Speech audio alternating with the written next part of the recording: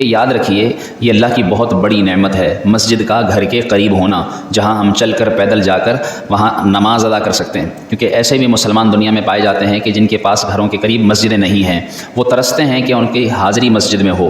क्यों? मस्जिद ऐसी जगह है कि जब इंसान मस्जिद में दाखिल होता है तो वो शैतान से हिफाजत में आ जाता है कि ये अल्लाह का घर हैं और ये किला है शैतान से हिफाजत का।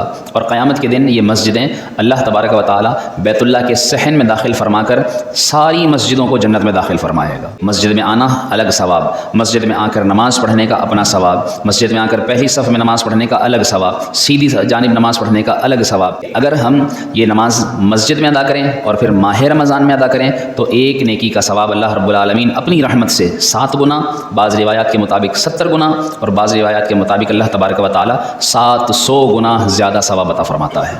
इसका आप अजर जब आखिरत में देखेंगे उस वक़्त मालूम होगा कि हमने क्या खोया और क्या पाया।